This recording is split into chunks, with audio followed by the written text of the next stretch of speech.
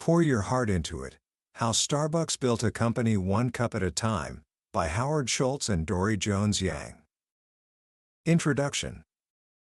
Imagine you're 7 years old. It's a cold January day in 1961, and you're in the middle of a snowball fight in an icy playground. Life is simple. Life is good. Suddenly, you see your mother leaning out of your 7th-floor apartment window, waving wildly. Something is wrong. You race home, your heart pounding, up 7 flights of stairs. Your mother meets you at the door. "Dad had an accident," she says. "I have to go to the hospital." Your father, Fred Schultz, a truck driver, had broken his ankle on the job. For the next month, he was stuck at home, his leg in a cast, unable to work. And in his line of work, if you don't work, you don't get paid. The family had no income, no health insurance, no safety net, nothing to fall back on. Night after night, you sit at the dinner table in silence as your parents argue about money. When the phone rings, your mother tells you to answer it. If it's a bill collector, you're supposed to lie and say your parents aren't home. That image of your father, a strong, hard-working man, slumped on the couch, defeated by a system that saw him as just another disposable part, burns itself into your mind. You never forget it. That 7-year-old boy was Howard Schultz.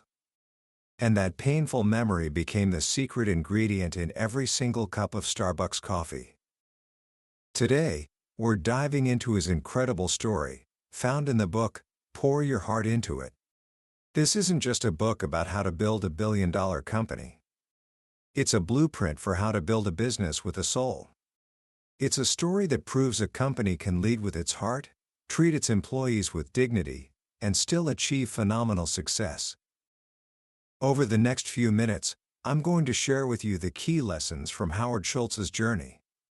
We'll uncover how a simple trip to Italy sparked a vision that would change American culture, how he was rejected by investors over 200 times but refused to give up, and most importantly, how he built an empire on one single powerful promise: to create the kind of company his father never had the chance to work for. This is a story about passion, perseverance, and the profound idea that business is not about money, it's about people. Book summary. Howard Schultz grew up in the projects of Brooklyn, New York. It was a world far from the warm, inviting glow of a modern-day Starbucks cafe. His father was a blue-collar worker who took on a series of tough, thankless jobs: factory worker, truck driver, cab driver, never earning more than $20,000 a year. He was an honest, hard-working man, but as Howard recalls, he was a beaten man. He never found fulfillment or dignity in his work. The system had crushed him. This experience left a deep mark on Howard. He knew, deep in his heart, that if he was ever in a position to make a difference, he would never leave people behind. He would build something different. But that path wasn't clear at first. After college, he found success in the corporate world, first at Xerox and then at a Swedish housewares company called Hammerplast. By his late 20s, he had it all: a high-paying job, a fancy apartment in Manhattan, and a bright future. Most people would have been satisfied. But Howard felt restless. He sensed something was missing. He wanted to be in charge of his own destiny. That's when he noticed something strange. A small retailer in Seattle, with only 4 stores at the time, was ordering an unusually large number of his company's coffee makers. The company was called Starbucks Coffee, Tea, and Spice. Curious, Howard decided to fly to Seattle to see what was going on. He arrived on a beautiful spring day in 1981. The moment he stepped into the original Starbucks store at Pike Place Market, he was hit by a powerful aroma of coffee that drew him in. This was not like the canned coffee his parents drank. This was a temple for the worship of coffee. Behind a worn wooden counter were bins of exotic coffee beans from Sumatra, Kenya, and Ethiopia. The man behind the counter reverently scooped some Sumatra beans, ground them, and brewed Howard a cup. He took a sip, and everything changed. It was stronger, richer, and more flavorful than any coffee he had ever tasted.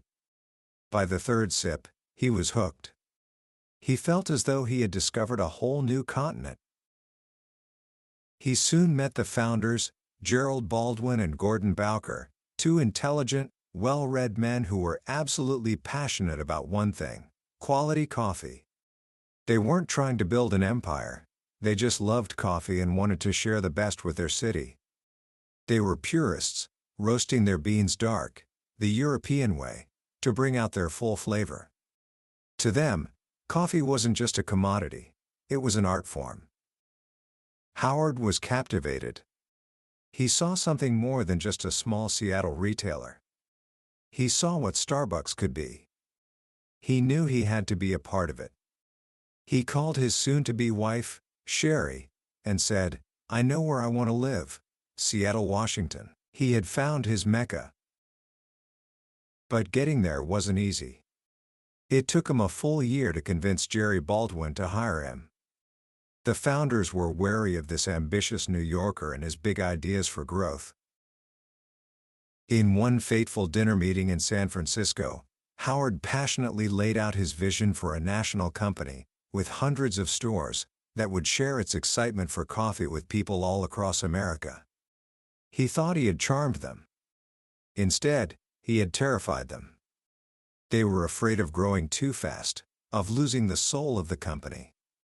The next day, Jerry called to tell him the deal was off. Howard was devastated. But he didn't give up. He called Jerry back. "You're making a terrible mistake," he said, his voice filled with conviction. He didn't just argue for himself, he argued for the destiny of Starbucks. He urged Jerry to be courageous and to follow the vision he knew, in his heart, was possible. The next morning, Jerry called back. "You were right," he said. "You have the job." Howard had to take a steep pay cut, but he received a small piece of equity in the company. He owned a tiny slice of Starbucks' future. He and Sherry packed up their lives and drove 3,000 miles across the country to start a new life. Howard immersed himself in the company, working behind the counter, learning to roast coffee, and absorbing the passion of the founders. He felt like he had been knighted. Then, in 1983, a business trip changed everything once again. The company sent him to Milan, Italy, for a houseware show. Walking the streets of Milan, he discovered the vibrant culture of Italian espresso bars. There were 1,500 of them in Milan alone, on nearly every corner, and they were all packed. But these weren't just places to get coffee. They were extensions of the home and the workplace. They were community gathering spots where people connected.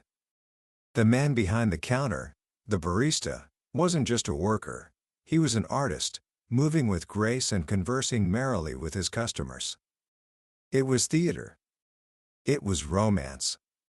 It was community. And in that moment, Howard had an epiphany. Starbucks, he realized, had missed the point. They were selling beans, treating coffee like produce to be taken home. They hadn't unlocked the heart and soul of the coffee experience itself. The real magic, the real connection, happened in the coffee bar. He returned to Seattle, his mind racing, convinced that he had to bring the Italian coffee bar experience to America. This, he believed, was the future of Starbucks. But his bosses didn't see it. They were coffee purists.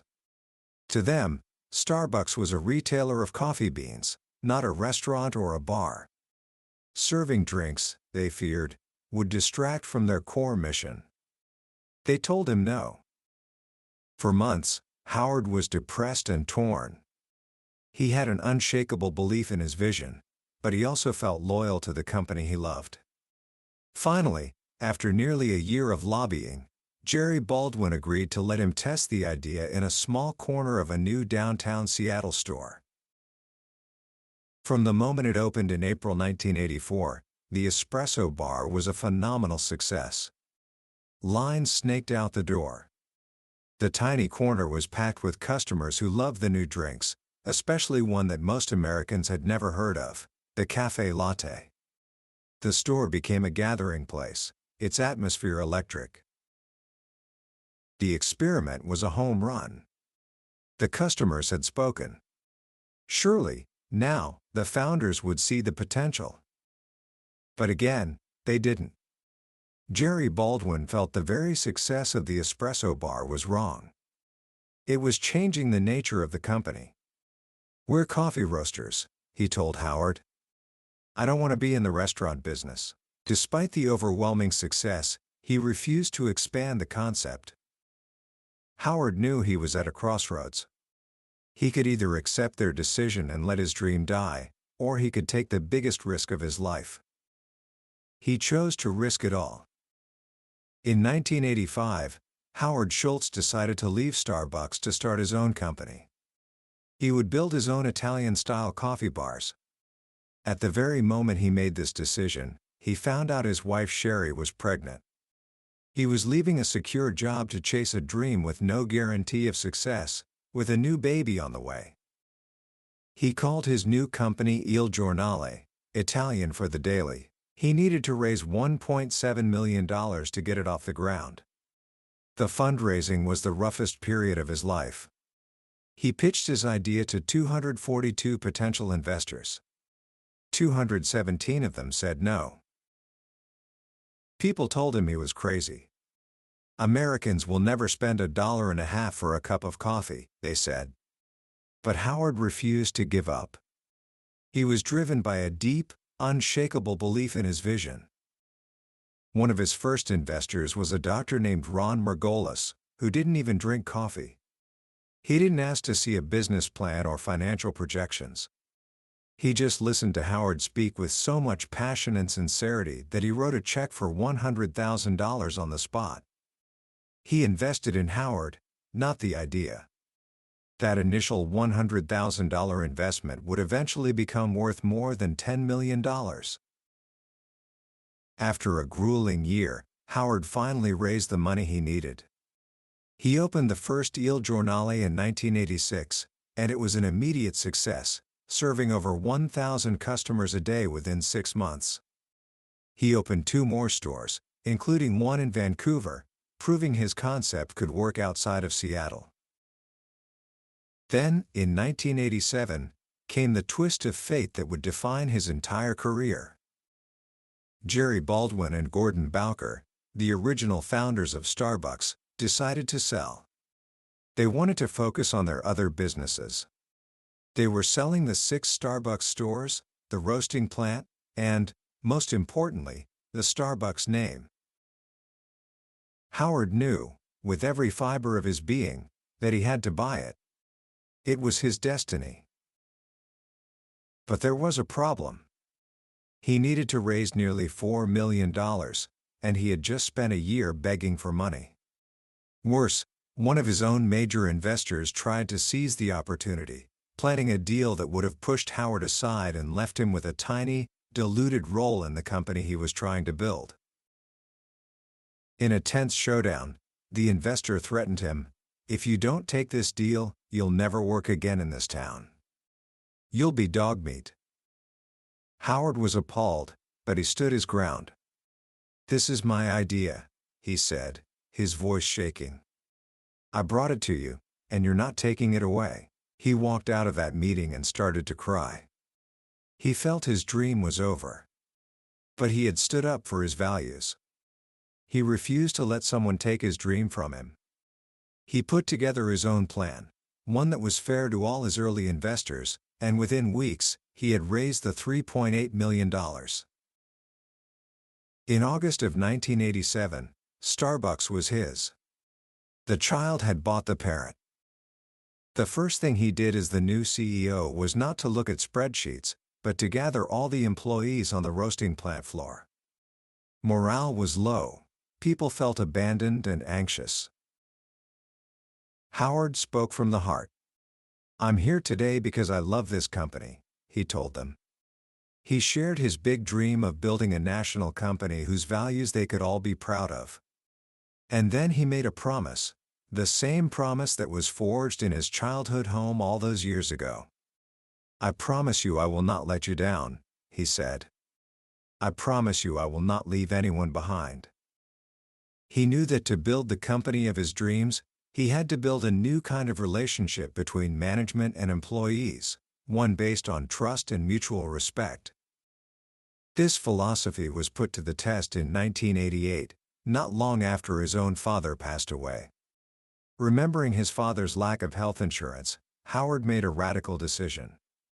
He proposed to the board that Starbucks offer comprehensive healthcare benefits to every single employee, including part-timers who worked as little as 20 hours a week. At the time, this was unheard of. Other companies were cutting benefits. The board was skeptical. How could a struggling, unprofitable company afford such an extravagant expense? But Howard argued passionately that it wasn't an expense, it was an investment in their people. "Treat people like family," he said, "and they will be loyal and give their all." The board approved. It turned out to be one of the best decisions they ever made.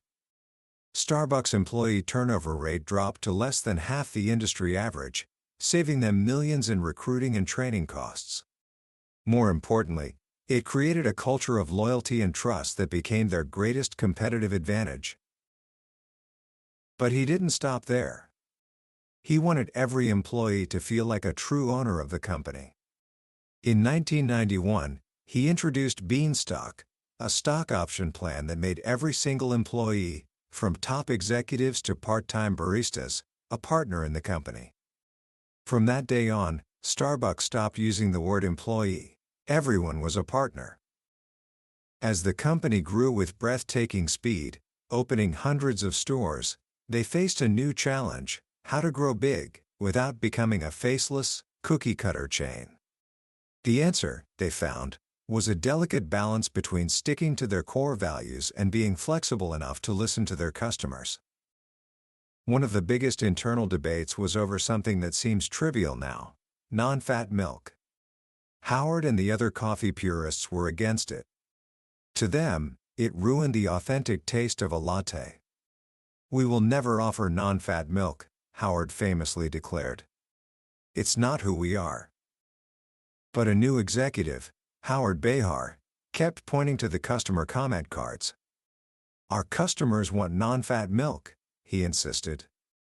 "We should give it to them." One day, Howard Schultz sat in one of his own stores and watched a customer walk out in frustration after being told they didn't have non-fat milk. He realized she was right. The customer was right. They tested it, and today, nearly half of all lattes and cappuccinos sold are made with non-fat milk. They learned they could honor customer requests without compromising their core commitment to the highest quality coffee. This spirit of listening to the front lines led to one of their biggest product successes, the Frappuccino. The idea didn't come from a marketing department. It came from store managers in Southern California who saw customers going to competitors for blended cold coffee drinks. Initially, Howard was against it. It seemed like a milkshake, not a serious coffee drink. But the partners on the ground didn't give up. They experimented, they perfected the recipe, and they proved there was a huge demand. The Frappuccino became a runaway home run, accounting for millions in sales and bringing a whole new type of customer into their stores. It was a powerful lesson. Don't let the founder's vision get in the way of the company's evolution. Howard Schultz's story is a masterclass in building a business that lasts. He built the Starbucks brand not with massive advertising campaigns, but one person at a time, one cup at a time. He created a third place, a comfortable, inviting space between work and home where people could connect and recharge. He understood that he wasn't just selling coffee, he was selling an experience. And at the heart of that experience was always the memory of his father. He built the company he wished his dad had had the chance to work for, a place that offered not just a paycheck, but respect, dignity, health benefits, and a piece of the dream. Commentary. When you finish a book like Pour Your Heart Into It, it stays with you. It's not just the incredible story of business success that is so captivating, but the why behind it all. So often in the world of business, we hear about strategy, market share, and profit margins. And yes, all of that is in this book. But the real lesson, the one that I believe makes this story timeless, is the power of a deeply human purpose. Howard Schultz didn't just want to sell coffee. He wanted to build a company that honored his father. That one simple, powerful idea became the guiding principle for everything that followed. It was the reason he fought for health care for part-time workers when no one else would. It was the reason he shared ownership with every single employee, calling them partners. It was the reason he was so obsessed with creating a store environment that felt like a community, a place where people felt seen and respected. This is a profound lesson for anyone, at any age, who wants to build something meaningful. Your why matters more than your what. Your reason for doing something will be the fuel that gets you through the hard times, the 217 rejections, the market crises, the moments of self-doubt. When your work is connected to something deeply personal, something that comes from the heart, it ceases to be just a job. It becomes a mission. And that leads to a few simple actions we can all take, right now. First, find your own why. Look at your own life, your own experiences, even the difficult ones. Is there a problem you wish you could solve? Is there an injustice you wish you could right? Like Howard Schultz, you can turn a painful memory into a powerful purpose. Your why doesn't have to be as grand as building a global company. It can be as simple as wanting to create a school club where everyone feels included, or starting a small project that helps your community. Connect what you do to who you are. Second, practice the people-first philosophy in your own life. Whether you're leading a group project, working a part-time job, or just interacting with friends and family, think about how you're making people feel. Are you building them up? Are you showing them respect? Schultz built an empire on the simple idea that when you treat people with dignity, they will give you their best. You don't have to be a CEO to practice that. You can start today, in every interaction you have. And finally, be willing to pour your heart into it. The title of the book is the ultimate lesson. Success is not an accident. It comes from an unwavering passion and a relentless commitment to your vision. It means caring about the details, refusing to compromise on your core values, and having the courage to keep going when everyone else tells you it's impossible. Find something you believe in, something that lights you up, and give it everything you've got. That was a summary of Pour Your Heart Into It by Howard Schultz. We've touched on the main ideas today, but a summary is like looking at a photograph of a beautiful landscape. It gives you a sense of it, but it can never replace the feeling of actually being there. The real power of this book is in the stories, the details, and the raw emotion of the journey. If any part of this story has sparked something in you, I truly encourage you to pick up a copy. Reading it isn't just about learning business principles. It's an experience that can genuinely change how you think about success, leadership, and the power of leading with your heart. The link to the book is in the description below. Also, if you found this summary valuable, please show your support by hitting that like button and subscribing to the channel. That way, you won't miss our next journey into another life-changing book from the billionaire's bookshelf. Let's keep learning and growing together.